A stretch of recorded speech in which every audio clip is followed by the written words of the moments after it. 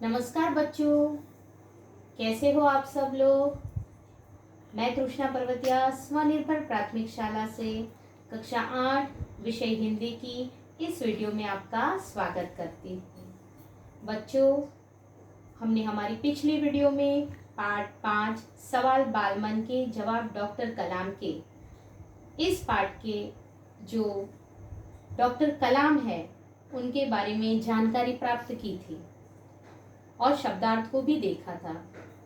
आज हम हमारी इस वीडियो में हमारे पाठ को देखेंगे और समझेंगे। तो चलो बच्चों, अब हमारे पाठ की ओर आगे बढ़ते हैं। पाठ 5 सवाल बालमन के जवाब डॉक्टर कलाम के। बच्चों, हमने हमारी पिछली वीडियो में डॉक्टर अबुल पाकिर जैनालुब्दीन अब्दुल के बारे में जानकारी प्राप्त की थी। अब हम हमारे पाठ की ओर आगे बढ़ते हैं। इस पाठ में प्रश्नोत्तर शैली में प्रस्तुत यह साक्षात्कार डॉक्टर अबुल पाकिर जैनालुब्दीन अब्दुल कलाम से बच्चों की बातचीत पर आधारित है, जो यहाँ आप चित्र में देख ही रहे हो कि अलग अलग स्कूल के छात्र यानी बच्चे आए हुए थे और उन सभी के प्रश्नों के उत्तर डॉक्टर एपीजे अब्दुल कलाम दे रहे हैं। यह बातचीत तब संपन्न हुई थी जब डॉक्टर कलाम राष्ट्रपति पद पर आसीन थे। जब वह राष्ट्रपति पद पर आसीन थे तब यह बातचीत उनकी संपन्न हुई थी।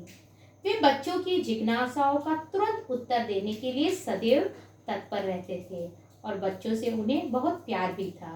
तो चलो बच्चों, अब हम हमारी पाठ की ओर आगे बढ़ते हैं। यहाँ आपने चित्र देख ही लिया है कि सभी बच्चे यहाँ इकट्ठे हुए हैं और बारी बारी से वह अपना प्रश्न डॉक्टर एपीजे अब्दुल कलाम के सामने रख रहे हैं। ठीक है बच्चों, तो अब उनके छात्रों के प्रश्न को देखते हैं। पहला प्रश्नकर्ता यानी जो पहला छात्र था वह था आर अरविंद, कक्षा 3, सेंट मिडल स्कूल चेन्नई से, बराबर।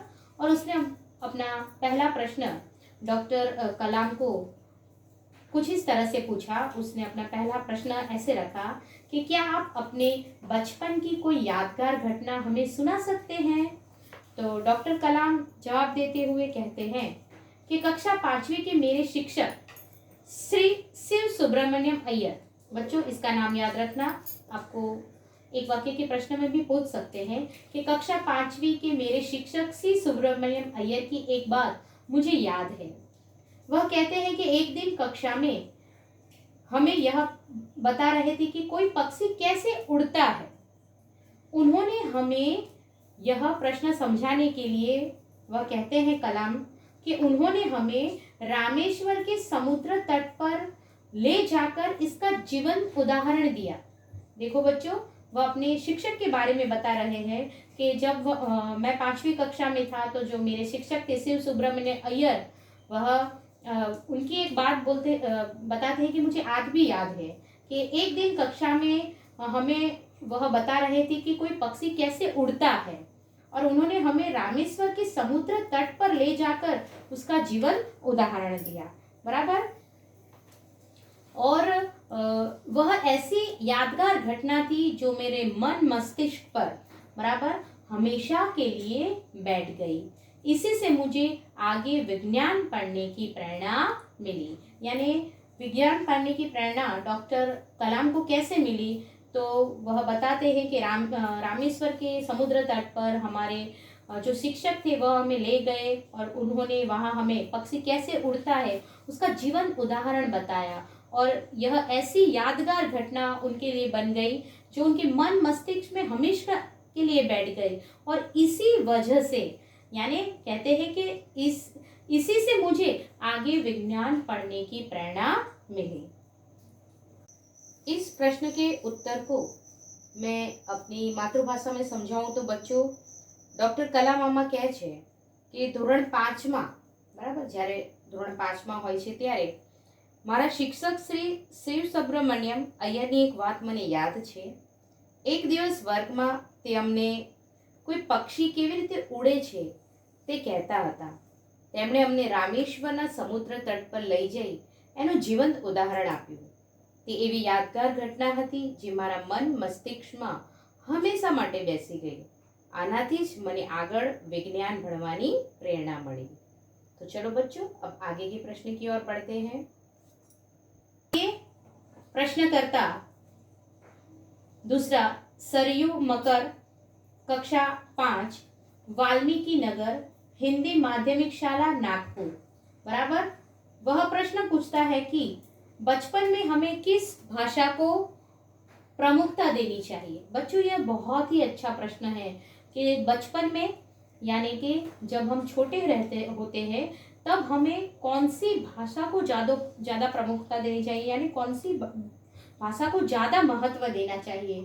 तो उस विषय में डॉक्टर कलाम अपने विचार रखते हुए, अपनी बात रखते हुए कहते हैं कि मैंने स्वयं माध्यमिक शिक्षा तक की पढ़ाई अपनी मातृभाषा के माध्यम से पूरी की है। वह क्या कहते हैं कि मैंने स्वयं माध्यमिक शिक्षा तक की पढ़ाई अपनी मातृभाषा के माध्यम से पूरी की है। बच्चों, यानी ડોક્ટર કલામ કહેવા માંગતા હતા કે પોતે માધ્યમિક વર્ગ સુધીનું ભણતર એમણે માતૃભાષાના માધ્યમથી કર્યું। और उन्होंने आगे बताया कि कॉलेज और उससे आगे की शिक्षा अंग्रेजी माध्यम की संस्थाओं में हुई। और कॉलेज અને ત્યારબાદ જે કોલેજ અને જે આગળ અભ્યાસ કર્યા એનું માધ્યમ શું રહ્યું? અંગ્રેજી। मेरा मानना है कि हम कॉलेज में भी माध्यम के रूप में मातृभाषा का चुनाव कर सकते हैं। यानी डॉक्टर कलाम तो यह कहना चाहते थे कि अगर आप कॉलेज में जाते हो और वहाँ भी अगर माध्यम के रूप में आप मातृभाषा का चुनाव कर सकते हो, क्योंकि युवा अपनी मातृभाषा में ही सोचता है। भले हमारी भाषा कौन सी भी हो, लेकिन हम हमेशा जो भी सोचते हैं, बराबर, वह हमारी मातृभाषा में ही सोचते हैं। तो उसी में अपनी बात सहजता से कहने में सक्षम होते हैं। और वह यह भी कहते हैं कि युवा अपनी मातृभाषा में ही सोचता है और इसी की वजह से वह अपने विचार को मातृभाषा में सोचता है और इसी वजह से अपनी बात को बहुत ही अच्छी तरह से यानी सहजता से वह किसी के सामने रख सकता है या कह सकता है। पर इससे कोई भी दो राय नहीं कि वैश्विक स्तर, बराबर, पर संपर्क के लिए हमें अंग्रेजी जैसी एक संपर्क भाषा की नितांत आवश्यकता है। मगर साथ में अब्दुल कलाम जी यह भी कहते हैं, बराबर, कि इसमें कोई दो राय नहीं है कि वैश्विक स्तर पर यानी आगे हमें जाना है तो दुनिया से संपर्क करना है तो अंग्रेजी जैसी एक संपर्क भाषा की नितांत आवश्यकता है, यानी जरूरियात है हमें। यानी अब्दुल कलाम कहते हैं कि एमा कोई शंका नहीं कि वैश्विक स्तर पर એટલે કે સંપર્ક માટે અન્યથી આ માટે અંગ્રેજી જેવી એક સંપર્ક ભાષાની જરૂરિયાત પણ છે, એટલે એ પણ આપણે શીખવું તો જરૂરી જ છે। પણ એવું કહેવા માંગતા હતા કે આપણે બને યુવાન પોતાની માતૃભાષામાં જ વિચારે છે અને તેમાં જ પોતાની વાત તે સહજતાથી કહેવા સક્ષમ હોય છે। એટલે એ કહેવા માંગતા હતા કે માધ્યમિક વર્ગ સુધીનું ભણતર તો માતૃભાષાના માધ્યમથી જ કરવું જોઈએ, કારણ કે એમણે પણ પોતે માધ્યમિક વર્ગ સુધીનું ભણતર પોતાની માતૃભાષામાં જ કર્યું હતું। બરાબર છે બાળકો? इसका मतलब कि डॉक्टर कलाम मानते हैं कि शिक्षा का माध्यम मातृभाषा में ही होना चाहिए, क्योंकि वह कहते हैं कि विद्यार्थी जिस भाषा में सोचता है उसी में वह अपनी बात अच्छी तरह से प्रकट कर सकता है। हाँ, वैश्विक स्तर पर यानी दुनिया से संपर्क बनाने के लिए अंग्रेजी जैसी विदेशी भाषा का ज्ञान भी होना जरूरी है। अब हम हमारे आगे के पाठ को देखते हैं। तो बच्चों, आगे एक प्रश्नकर्ता ने प्रश्न पूछा है। अर्श पटेल, कक्षा 5, चंदूलाल विद्या मंदिर, मुंबई से वह प्रश्न पूछता है कि यदि हम आपकी तरह बनना चाहे तो हमें क्या करना चाहिए। तो उसके उत्तर में डॉक्टर कलाम क्या कहते हैं बच्चों? तो उसके उत्तर में डॉक्टर कलाम कहते हैं, जब आप युवा अवस्था में कदम रखें तभी आपको जीवन में लक्ष्य निर्धारित कर लेना होगा। हमेशा कुछ बड़ा सोचो, बराबर, और जैसे ही यह अनुभूति हो कि आप आखिर बनना क्या चाहते हैं, तभी से उस दिशा में प्रयास और श्रम आरंभ कर दो। यानी डॉक्टर कलाम कहते हैं कि जैसे ही आप युवा अवस्था में कदम रखें तभी आप निश्चित कर लो कि आपको क्या बनना है और हमेशा कुछ बड़ा सोचो। और जैसे ही यह अनुभूति हो, यानी जैसे ही आपको आप अनुभूति कर लो कि हाँ मुझे यही बनना है, निश्चय जो आपने लक्ष्य निर्धारित किया है वह आप अच्छे से समझ लो कि नहीं अब मुझे यही बनना है, तो तभी से उस दिशा में प्रयास और श्रम दोनों प्रारंभ कर दो। कहने का अर्थ है कि जी तोड़ मेहनत करो। जो जो आप आगे की ओर बढ़ोगे, यानी जैसे ही आप अपने लक्ष्य को निर्धारित करके फिर उसी लक्ष्य की ओर आगे बढ़ने लगोगे, आपका सामना बाधाओं तथा कठिनाइयों से होगा। यानी आपका सामना यानी कठिन परिश्रम करने और आने वाली कठिनाइयां बाधाओं को जीतने से ही जीवन में सफलता मिलती है, वह यह कहना चाहते थे। यानी वह कहते थे कि जो जो आप आगे बढ़ोगे आपका सामना बाधाओं तथा कठिनाइयों से होगा। आपको अपने अंदर दृढ़ साहस पैदा करना होगा और समस्याओं को पराजित करने में महारत हासिल करनी होगी। बराबर, यानी वह कहना चाहते हैं कि समस्याओं को हासिल करने के लिए आपको आगे बढ़ना होगा। समस्याओं को पराजित करने में आपको महारत हासिल करनी होगी। यानी वह और आपको समस्याओं को पराजित करने में महारत यानी कि कुशलता हासिल करनी होगी, तभी जीवन में सफल हो पाओगे, यानी तभी आप जीवन में आगे बढ़ पाओगे। पहले यह जरूरी है कि आप निरंतर ज्ञान अर्जित करो। यानी पहले यह बहुत जरूरी है कि आप निरंतर यानी लगातार ज्ञान ग्रहण करते रहो। बच्चों, इसे अपनी मातृभाषा में समझाऊं तो इस प्रश्न के उत्तर में डॉक्टर कलाम ने कहा कि जब आप युवावस्था में कदम रखें तभी आपको जीवन में लक्ष्य निर्धारित कर लेना होगा। यानी જ્યારે તમે યુવાવસ્થામાં પગ મૂકો ત્યારે તમારે જીવનમાં લક્ષ્ય નિર્ધારિત કરી લેવું પડશે। પછી કહે છે કે કંઈક મોટું વિચારો। જ્યારે આ અનુભૂતિ થાય કે તમે આખરે બનવા શું માંગો છો, બરાબર, અનુભૂતિ हो कि आप आखिर बनना क्या चाहते हो, तभी से उस दिशा में प्रयास और श्रम प्रारंभ कर दो। ત્યારથી જ એ દિશામાં પ્રયત્નો અને શ્રમ કરવાની શરૂઆત કરી દો। यानी કહેવાનો અર્થ એ છે કે ખૂબ જ મહેનત કરો, जी तोड़ मेहनत करो। ज्यों ज्यों आप आगे की ओर बढ़ोगे आपका सामना बाधाओं तथा कठिनाइयों से होगा। यानी कि જેમ તેમ તમે આગળની તરફ વધશો તમારો સામનો મુસીબતો અને કઠિનાઈઓ સાથે થશે। आपको अपने अंदर दृढ़ साहस पैदा करना होगा। તમારે अंदर दृढ़ साहस पैदा करવું પડશે। समस्याओं को पराजित करने में महारत हासिल करनी होगी। समस्याओं पराजित करवा माटेनी दक्षता केळववी पड़शे, तभी जीवन में सफल हो पाओगे। त्यारे ज तमे जीवन में सफलता तमने प्राप्त थशे। पहले यह जरूरी है कि आप निरंतर ज्ञान अर्जित करो। पहला जरूरी है कि तमे निरंतर ज्ञान मेळवता रहो। बराबर छे बाळ मित्रों, आप अच्छे से यह प्रश्न को समझ गए होंगे कि डॉक्टर कलाम क्या कहना चाहते थे। अब हम आगे के प्रश्नकर्ता की ओर बढ़ते हैं। आगे का प्रश्नकर्ता है चिराग जैन, कक्षा 7, बॉम्बे कैम्ब्रिज अंधेरी पश्चिम मुंबई। बराबर, वह पूछता है कि वह कौन सी बड़ी चुनौती है जिसका सामना हमें आज करना पड़ रहा है। बच्चों, ये सभी प्रश्नकर्ता के नाम आपको याद करने होंगे, क्योंकि प्रश्नों के उत्तर में प्रश्नकर्ता के नाम और उसने कौन सा प्रश्न पूछा है, ऐसे प्रश्न के उत्तर भी आपको परीक्षा में पूछ सकते हैं। तो चिराग जैन ने प्रश्न पूछा कि वह कौन सी बड़ी चुनौती है जिसका सामना हमें आज करना पड़ रहा है।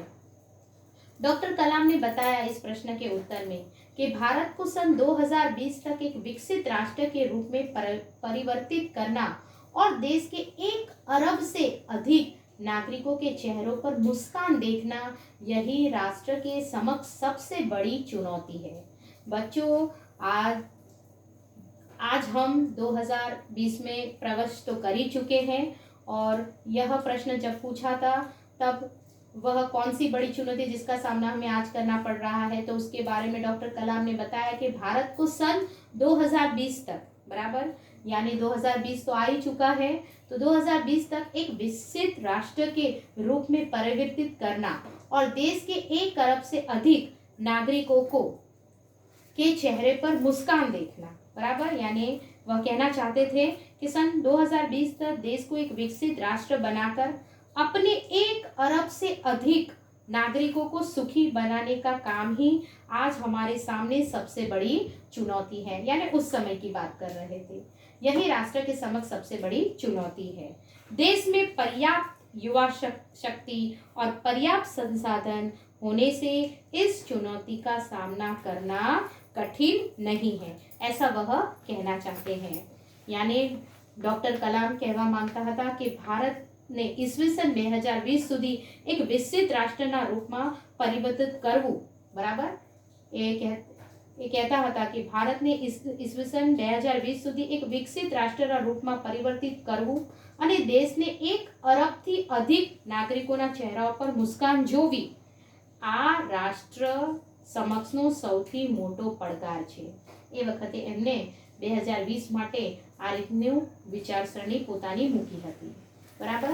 अब हम आगे देखते हैं बच्चों, आगे का जो प्रश्न करता है उसके बारे में हम देखते हैं। तो उस आगे का जो प्रश्न करता है हर्ष चांडक, कक्षा 7, डॉक्टर एस राधाकृष्ण विद्यालय मलाड मुंबई से। वह प्रश्नकर्ता ने प्रश्न पूछा कि आपकी दृष्टि में साहस की परिभाषा क्या है बच्चों, बराबर। उन्होंने क्या पूछा कि आपकी दृष्टि से साहस की परिभाषा क्या है। तो साहस की परिभाषा यानी व्याख्या क्या है। तो डॉक्टर कलाम ने बताया कि अपनी जान की परवाह किए बिना, बराबर, अपनी जान की परवाह किए बिना दूसरों को संकट या आपदा से बचाना ही साहस है। उन्होंने इस तरह से साहस की परिभाषा दी, बराबर। એમણે કીધું કે પોતાના જીવની પરવા કર્યા વિના બીજાના સંકટો કે આપત્તિને दूर करवा एज साहस है। अब आगे के प्रश्नकर्ता को देखते हैं बच्चों कि उसने कौन सा प्रश्न रखा। तो हमारा आगे का प्रश्नकर्ता है तरुण पटेल, कक्षा 8, स्वामीनारायण इंडिपेंडेंट स्कूल लंदन। बच्चों तरुण पटेल कक्षा 8 स्वामीनारायण इंडिपेंडेंट स्कूल लंदन से, और उसने अपना प्रश्न रखा कि हम प्रवासी भारतीय मातृभूमि के प्रति गर्व की भावना कैसे विकसित करें। डॉक्टर कलाम इस प्रश्न का उत्तर देते हुए कहते हैं कि भारतीय मूल का कोई भी व्यक्ति एक बृहद भारतीय परिवार का अंग है। यानी भारतीय मूल का कोई भी व्यक्ति एक विशाल, बृहद यानी विशाल, बराबर, विशाल भारतीय परिवार का ही एक अंग है और उसे हमारे देश की सांस्कृतिक विरासत पर गर्व है।